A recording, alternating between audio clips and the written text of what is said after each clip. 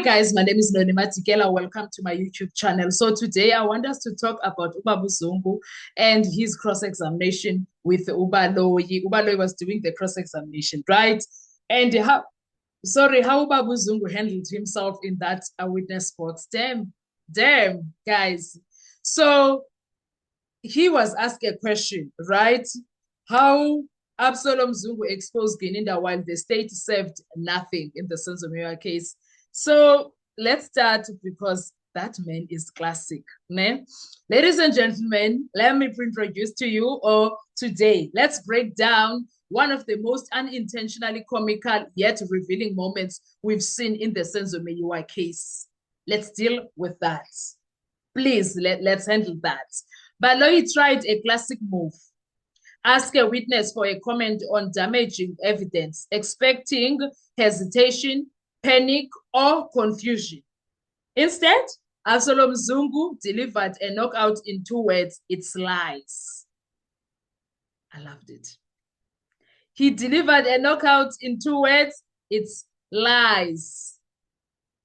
And what happened after that? Baloyi skipped everything that actually matters. Signature skipped, ID number skipped, wrong address skipped, the entire forged statement saga skipped. Meanwhile, state Twitter, the people that are supporting the state narrative, the people that are supporting the state narrative, they were busy here tweeting, we are still eating good. Eating what exactly? Because Babu Zungu ate, guys.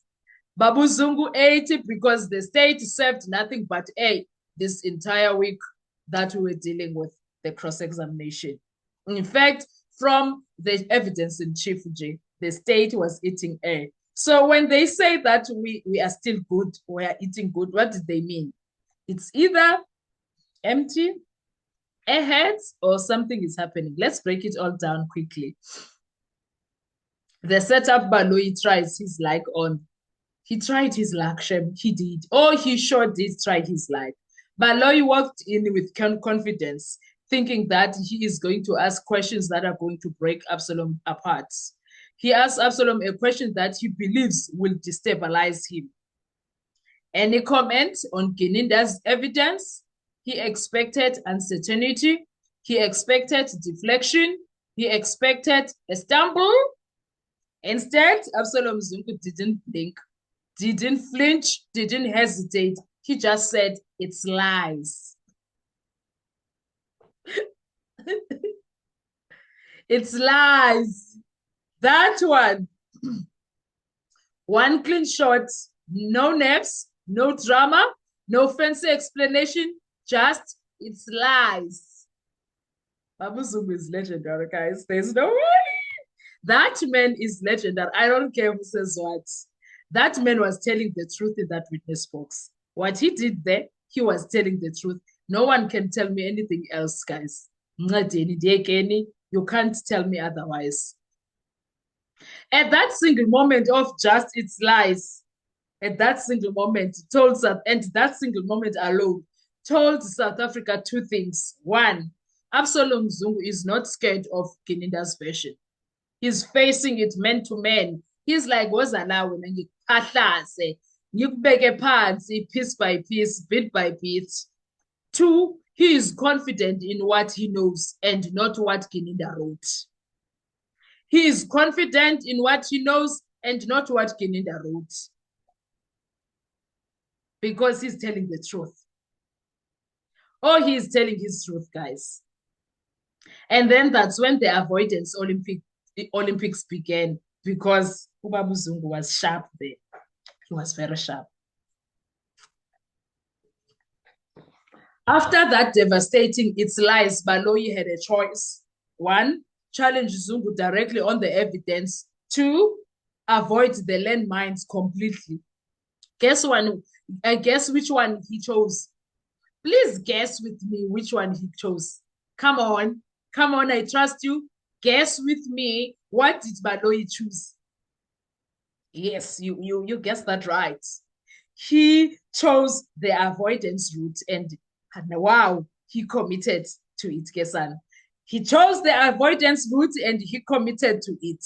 Baloyi avoided the forged signature, the wrong ID number, the wrong address, the fact that the statement contradicts itself, the reality that Zungu Senior denies ever signing anything, the fact that Gininda's version has unraveled all week, he avoided all of that.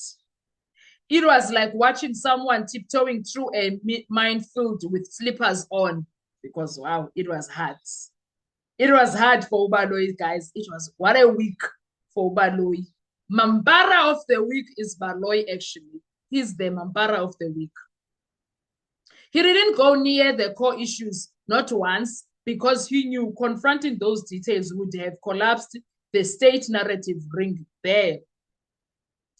State Twitter comedy hour. Let's deal with that because we have social media. We are busy there.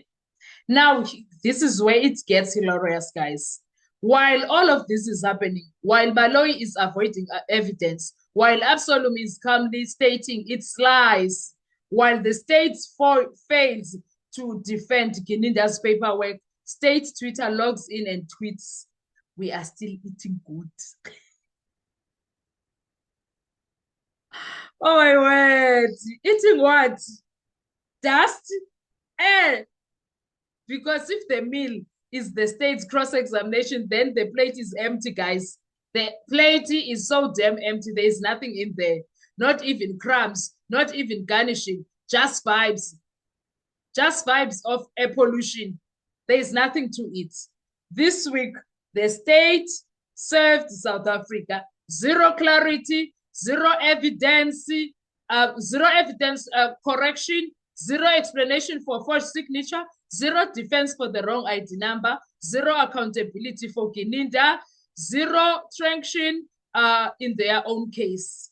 So yes, maybe they think they are eating good, but the rest of the country sees the truth.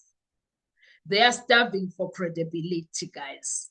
They are starving for credibility. We can't help them. We can't. Why Baloyi is avoiding the real issues? That's the big question. Let's be honest. Baloyi avoided the key issues for a reason. Because touching those issues means admitting something is deeply wrong with the state case. That is something that he can't avoid. I mean, he can't afford. If he talks about the signature, he must admit it's disputed. If he talks about the ID number, he must explain why it's incorrect. If he talks about the address, he must reveal who wrote it. If he talks about contradictions, he must address Gininda's reliability. If he talks about the forged statement, then the entire structure of the case collapses. The entire structure of the case collapses. So instead, he tried to ask safe questions, surface level questions, questions that wouldn't explode in his hands. But the problem that he had, the problem is, or was, Zungu didn't play along. His responses exposed the very core Baloyi was trying to avoid. That's why the state stuck to the periphery. They are not interrogating. They are surviving, guys. They are just getting by. And through it all, Absalom Zungu stayed solid. Through everything, he was solid. Absalom Zungu stood his ground without notes, without coaching, and without fear. He didn't need papers, prompts, transcript, whispers. No, he was not. There was no queue of whispers. There was nothing. Prepared notes from the evidence, as some people falsely claimed. Nope. He handled the pressure like someone who knows exactly what happened, not someone trying to remember a script. He was proper. Oh, Umkhulu was proper. His clarity demolished the state's attempt at control. And that is why his two-word response, it's lies, hits harder than a whole paragraph. It cut through the theatrics, cut through the smoke, cut through the state spin. So let's summarize the entire situation because, wow. Baloyi asked a risky question. Absalom answered with brutal honesty. Baloyi then avoided the signatures, the ID number, the wrong address, and every explosive details. State Twitter claimed they were eating good, but the only thing on the menu was hot air and disappointment. The courtroom saw it, South Africa saw it, and the record will reflect it. This case is exposing more than just contradictions. It's exposing fear. Senzo Meyiwa trial, Absalom Zungu, Gininda, justice for Senzo. That's what we are here for. Thank you so much. I will see you on our next video. Please don't forget to like, to share, to comment, and make sure you are subscribed if you are not yet subscribed. Thank you. Bye-bye.